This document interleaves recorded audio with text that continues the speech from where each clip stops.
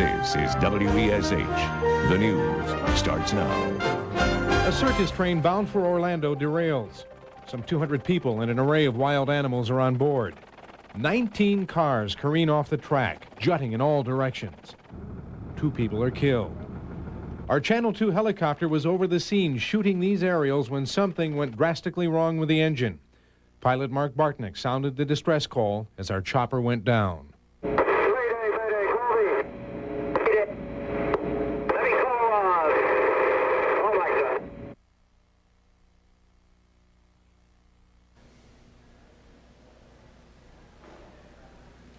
Good evening, I'm Steve Rondinaro. Wendy is off tonight. This day has taken so many turns. It turned sour around 9:15 this morning when the Barnum Bailey train derailed near Lakeland. Then our 2 News helicopter went down covering the story. Our guys will be okay. 2 people on board that train died. We know more about them and the investigation into the derailment tonight. We begin our coverage with Greg Fox, live near Lakeland, where the wreckage of the train still litters the area. Steve, despite the driving rain that's been going on here most of the night, this has been a very, very busy place. If you'll take a look over there, you can see some of the bulldozers and other heavy equipment that have been brought in to try and move some of the wreckage, some of the battered cars off of the tracks. They've moved at least 4 or 5 of them at this point, and they're also being used to help right some of the cars in better shape that are containing the circus animals so they can be moved on to Orlando sometime tonight. They hope to have that effort completed by sometime tomorrow morning. Now, the rain has made for some pretty tough going, as I said, so the real search for a cause will get underway in earnest tomorrow morning. Billed as the greatest show on earth, this was one spectacle of tragic proportions that's devastated the spirit of Ringling Brothers and Barnum Bailey Circus. Under driving rain, crews removed the body of one circus performer so used to cheering circus crowds. 28-year-old Ceslee Conkling of Fort Worth, Texas, was one of the show's clowns. Shortly after the morning derailment, the body of 39-year-old elephant trainer Theodore Severteski was recovered. His companions who survived the wreck found it difficult to describe what happened. It's just very scary. It's a very scary thing. Was it a sudden jarring motion, or what do you remember? You know, it just felt like it felt like an earthquake. We heard people crying for help, kids screaming, and we just more or less went just crawling through windows and busting windows and kicking down doors and trying to find people that needed the help. In all, 150 people were aboard the 53-car train as it traveled to Orlando for performances this weekend. 17 cars derailed, 6 of them rolling on their sides. 13 people were hospitalized with minor injuries. As investigators worked to secure the area and search for evidence of a cause, they declined speculation. But sources say a train wheel was found on the side of the rails 3/4 of a mile back, which may have come from this or one of 2 other trains that passed at roughly the same time. I do understand that the one that was northbound had something wrong with it and that it was checked out, and it was, after the repair was done, it was sent on its way. None of the circus animals, including elephants, lions, and tigers, was hurt in the accident, and plans were tentatively being made by Ringling Brothers to continue with at least some of their scheduled performances. Now, spokesmen for Ringling Brothers and Barnum Bailey Circus have so far declined comment on camera, but about an hour ago they released this advisory. It basically says that they have tremendous regrets about the loss of their 2 employees and about the injuries to others. And they say, quote, "The accident breaks a virtually unblemished safety record for the show's 2 53-car privately owned trains. And aside from rail travel, this is easily the greatest tragedy in the history of this particular circus. Now it's up to CSX and the NTSB to figure out just what happened." And Greg, that train, as I understand it, is home to most of those circus people. What are they doing tonight? Do you know? Well, about 6 buses showed up about an hour after the accident occurred. Many of them were in pretty good spirits, even though they had learned that there had been some casualties among them. And those buses took them into Orlando, and they're staying at hotels tonight and really waiting until we find out, they find out, perhaps tomorrow morning, whether or not they're going to have performances tomorrow, and also attending to the various funerals of the 2 people who were killed. Okay, thank you. We may be able to shed some more light on that in just a moment. We do know more about that second victim, Ceslee Conkling, a 28-year-old clown from Fort Worth, Texas. This is Ceslee Conkling at work under the big top. A computer science major, she fell in love with the business of clowning. And then I come out, quick hairdo, and then I come out with my beehive. You like it? It's me. It's me, huh? Co-workers say Ceslee Conkling's favorite part of her job was interacting with the audience, especially the kids. Two members of our news team went out to cover that train derailment and became part of the story themselves. Pilot Mark Bartnick and photographer Dave McGuigan were in Sky I-2 shooting aerials of the site when the chopper developed sudden engine problems. Witnesses say Mark Bartnick's skill prevented further tragedy on the ground. Here's Bob Keeling.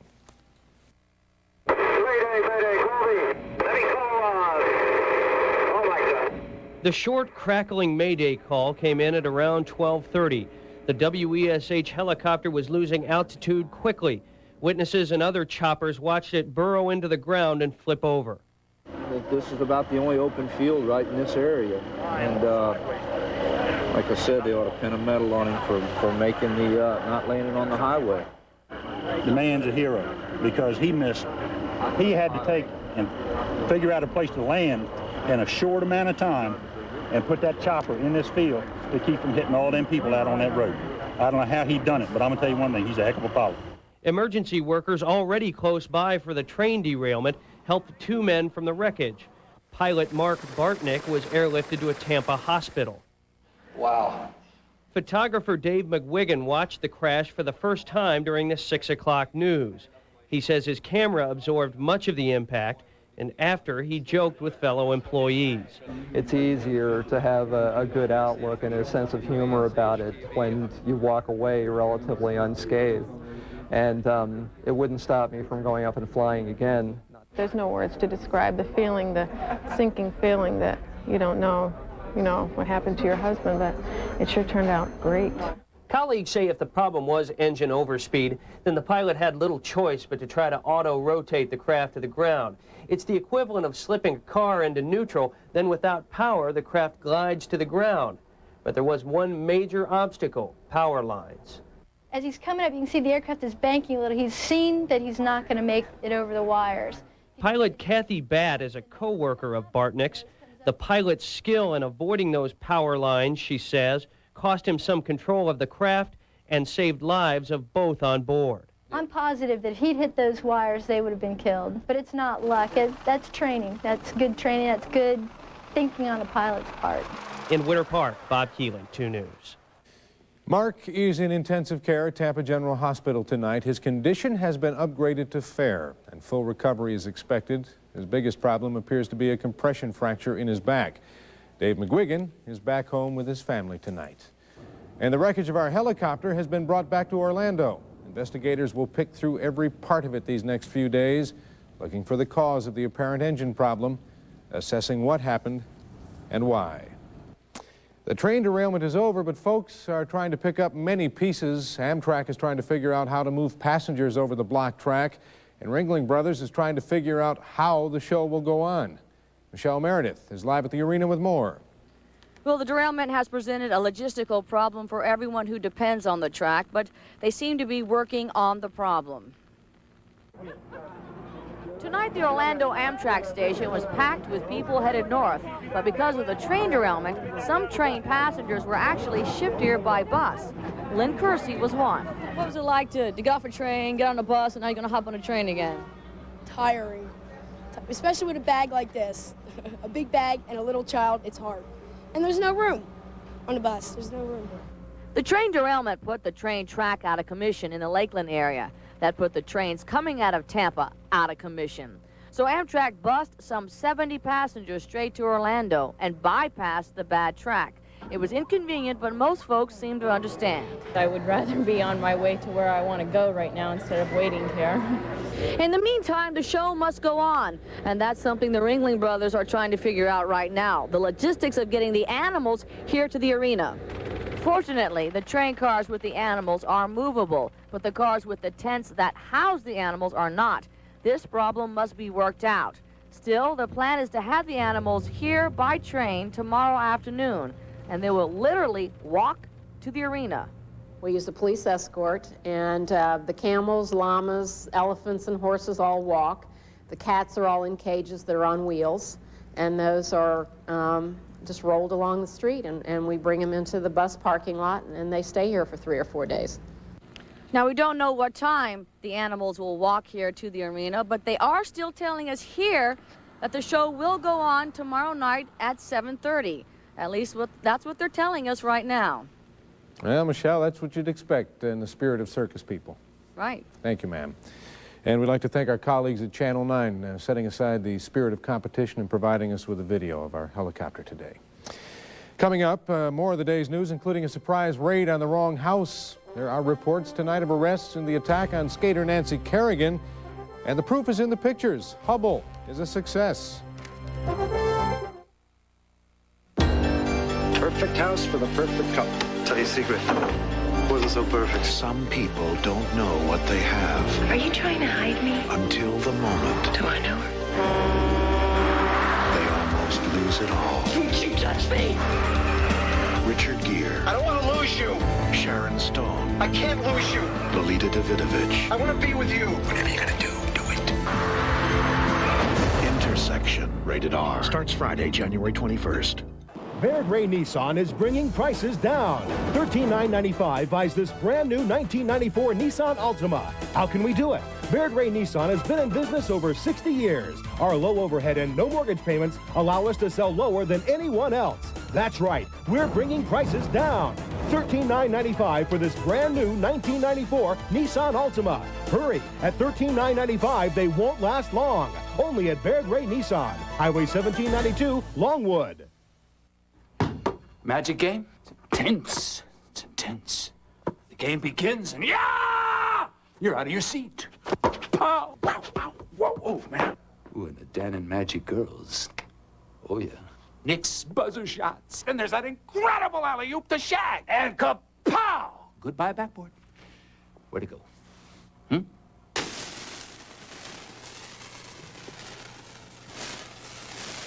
It's intense. Simply stated, take it home, try it out, look at it. If you're not happy, call us. We'll make you happy. In fact, we'll even give your money back if that's what it takes to make you happy. At Rhodes Furniture, we have the top 2 names in bedding in America, Sealy and Simmons, so there's sure to be a firmness, comfort, and price just right for you. And all Sealy Posturepedic and Simmons Beauty Rest are covered by our exclusive 30-day worry-free guarantee. We're the only people in town that do this. Therefore, we're the only place you ought to buy furniture. This program is closed captioned as a public service of Princeton Hospital.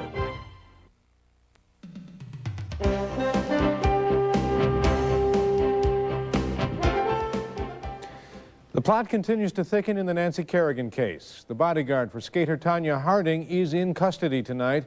Harding's ex-husband is expected to surrender soon. This appears to be a cold-hearted quest to grab Olympic gold. Jim Hanchett has the latest from Portland. Some reports have indicated Tonya Harding herself will be arrested in connection with the attack on arch-rival Nancy Kerrigan. Authorities are strongly denying, though, that she is linked to the crime.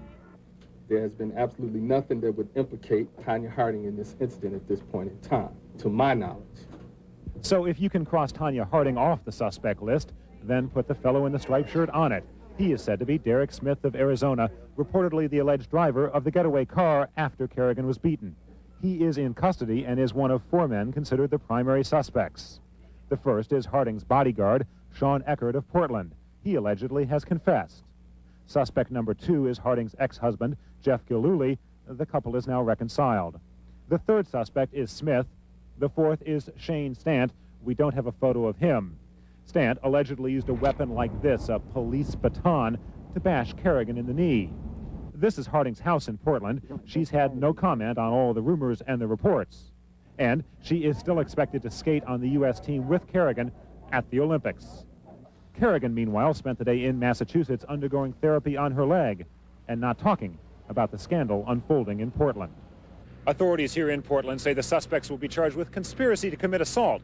Now, that could carry a prison term as long as 10 years, a fine as high as $100,000. But it is hard to estimate the cost of the damage they have done to Tonya Harding's career. In Portland, I'm Jim Hanchett, NBC News. One of the Menendez boys is off the hook. For the moment, anyway. The judge has declared a mistrial. Erik Menendez and his brother were charged with first-degree murder in the deaths of their wealthy parents in 1989.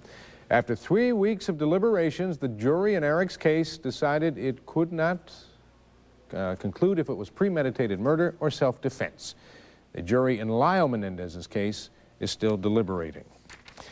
What a rude awakening for a Volusia County woman this morning. She heard a terrible commotion, some pounding at her door, and found dozens of federal marshals demanding she get out. One problem: the feds had the wrong address. Here's Claire Metz. They come in the kitchen, they went in the living room. Federal marshals swarmed all over her house, says Shirley Champion. Unexpected, uninvited, unwelcome. They come in the house and they went to my house. I mean, everything. I mean, they went through everything in my house. Shirley rents this place, so when told her home was being seized, she called her landlord, Bill Fager. You come in a place like this and don't even know what you're doing? Hope we don't have another Waco around here. Fager was furious because it was the property next door belonging to the Barlow family that the government was after. Agents quickly moved down there and set about putting the Barlows out, apparently an IRS tax case. But now the government may have another problem on their hands as Fager stews over this invasion. They should know what they're doing and where they're going before they do it, you know, because somebody could have got killed, too. You know, you never know what's going to happen in a case like that. According to a marshal on site, they came armed with a court order to seize 3 pieces of property. The house they've since emptied, this empty lot here, and Shirley's house, 303 Riverside Drive. There might be a discrepancy with the deed. Honest mistake or not, Shirley Champion feels violated. You know, they had no right to come in my home and do that to me. She shudders to think what might have happened had she resisted. Claire Metz, 2 News. Up next, Dave Marsh with a look at our weekend. And NASA can see clearly now the Hubble trouble is gone. Let your mind drift back to another time. Almost impossible to imagine. Be touched by a living, breathing link to a prehistoric world. The world of the manatee. Come to SeaWorld and experience as never before this vanishing creature. Help us make sure that this link to our world's prehistoric past doesn't share the same fate. Manatees, the last generation, new at SeaWorld. You want it now? You got it now. On sale now. The Get It Now sale. 20 to 50% off store-wide at Burdines. Wear it now. Take 20 to 50% off just what you need now. Take it now. 20 to 50% off all the right essentials on sale right now. Use it now. 20 to 50% off electronics, housewares, furniture, and more. Buy it now. Enjoy it now. The Get It Now sale. 20 to 50% off store-wide. Only at Burdines. Right now. We've been talking it over. Your future, that is. My big fire. Rolling Stone calls Philadelphia an emotional powerhouse. You fight for your rights. The law's been broken. Newsweek magazine says Tom Hanks is superb. I have a case. Denzel Washington is outstanding. Who makes these rules? You? Objection! 4 stars. One of the year's 10 best films. Philadelphia, rated PG-13. Starts tomorrow. Don't miss Levitt's 4-day blowout sale Friday through Monday only. You've never seen anything like it. Savings on hundreds of items from 20 to 60% off regular prices. And you pay no money down with no payments until April and no finance charges if paid in full by the April due date. Everything is top quality furniture at rock bottom prices during Levitt's 4-day blowout sale Friday through Monday night. Don't miss it.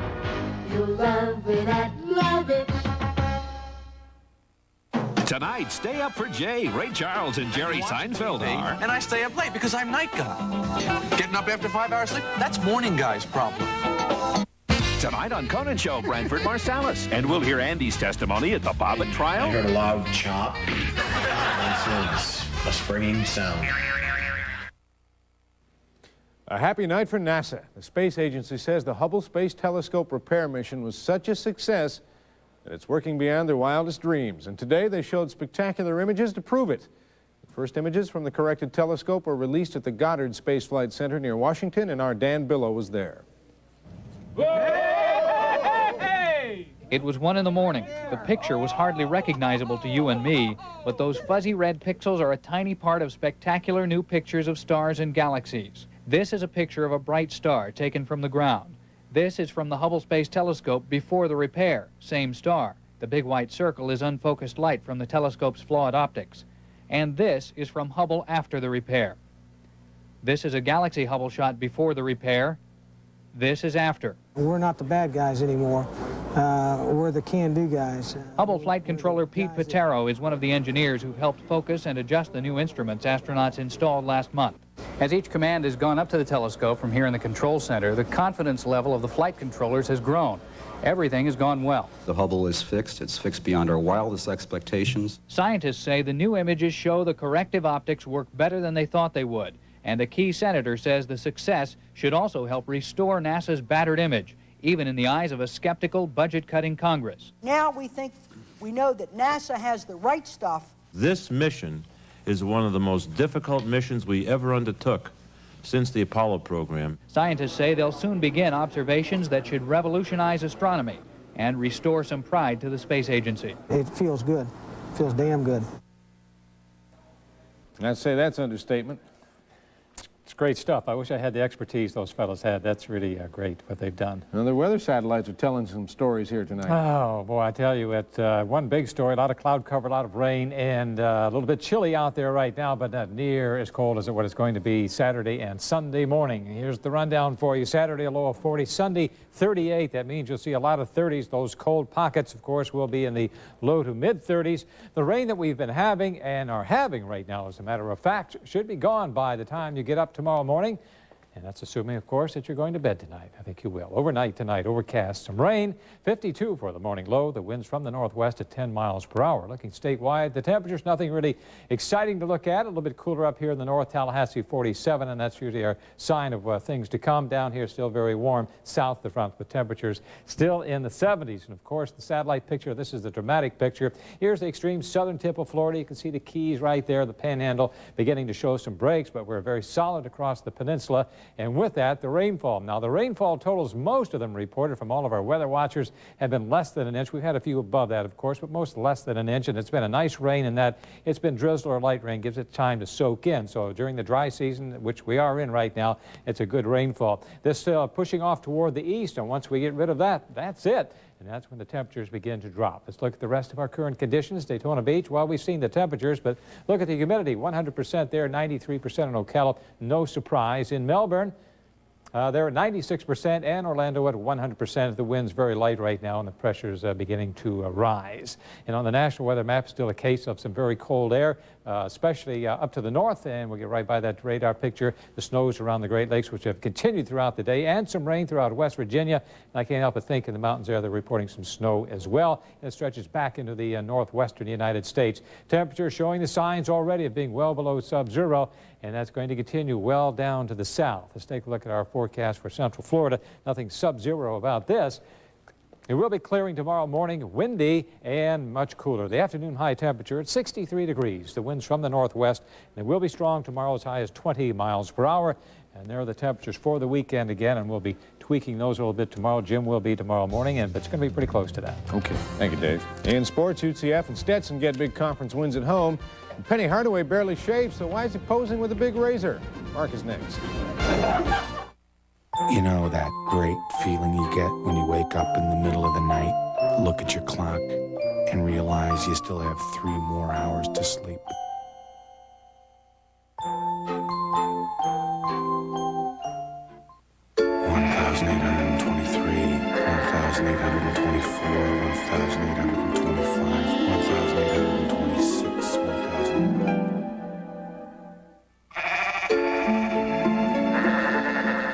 Here's some sound advice.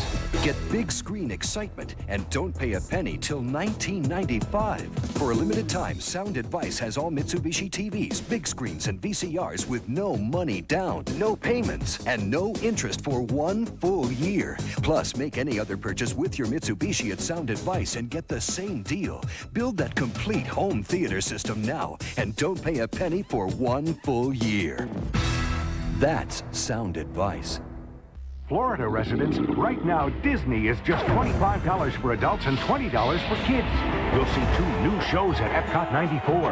The Battle for Control of the Universe, the awesome fountain show Splashtacular, and the amazing adventures of a living doll in the magical world of Barbie. Save now at Epcot 94, the Magic Kingdom, or the Disney MGM Studios. And stay at select Disney resorts for just $79 a night. Come soon and have a blast. Offer ends February 6th. Some games are just no fun. for one. I got it.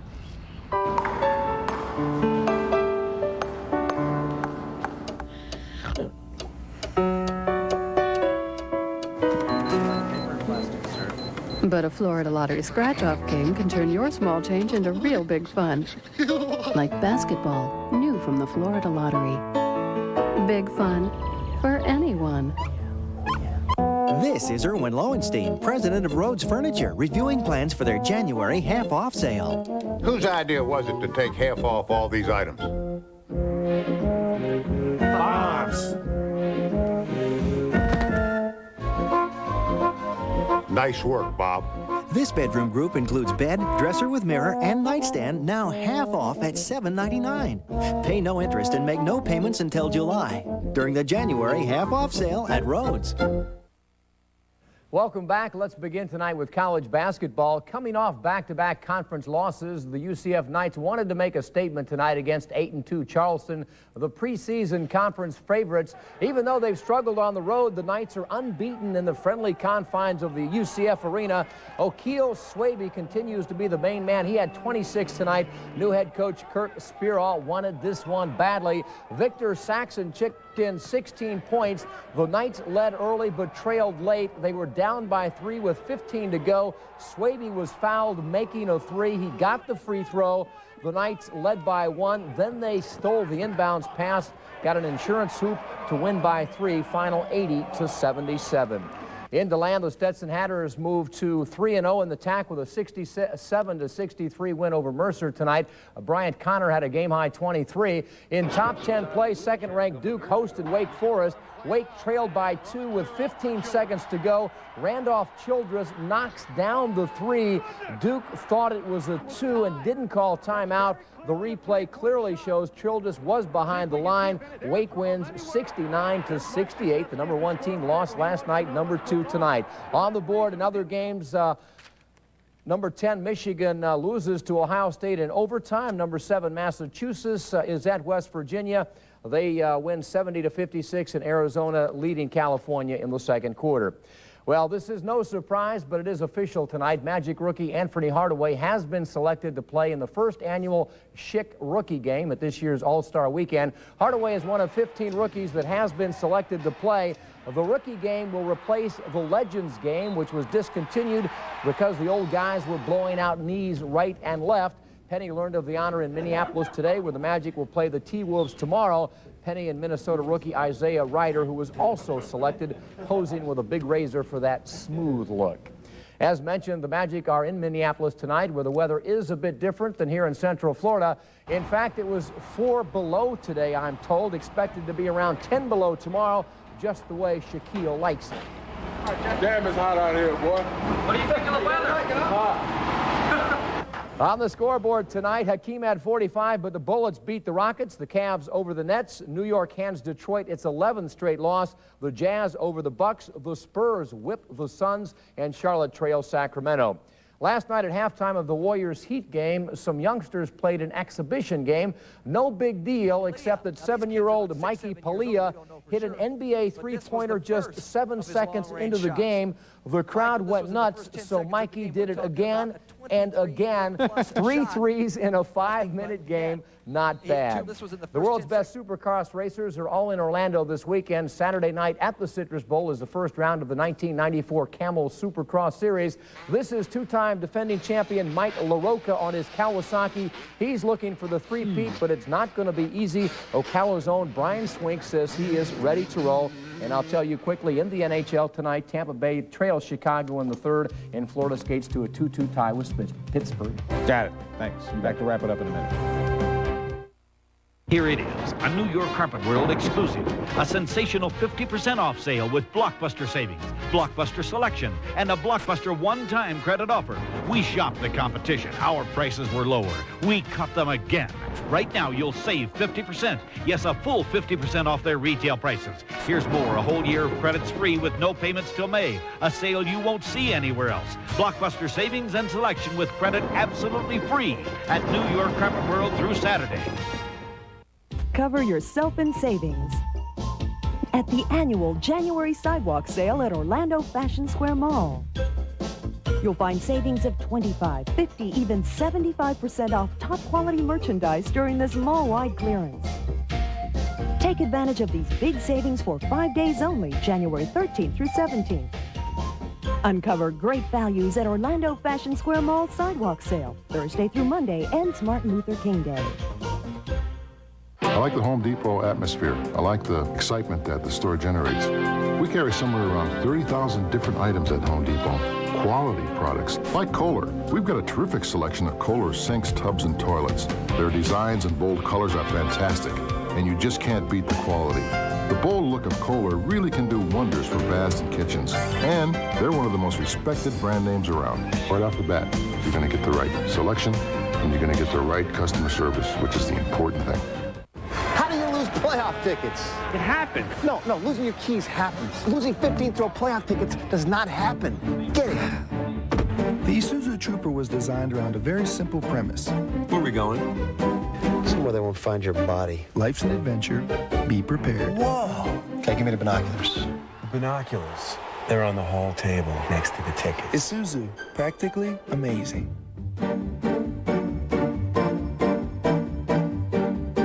Joel Siegel, Good Morning America, declares grumpy old men hysterical. Eat my shorts. Lemon and Mathau make movie magic. Do the world a favor, pull your lip over your head and swallow. Grumpy old men. Rated PG-13, now playing. The manufacturer's sale-a-thon is here at Haynes Brothers Furniture. Hurry in for big savings on all Sealy bedding with 0 interest for a year. This week at Haynes Brothers Furniture. To recap our top stories tonight, a circus train bound for Orlando derailed near Lakeland, killing 2 circus workers. Our Channel 2 helicopter covering the story, crash landed nearby. Our crew did survive.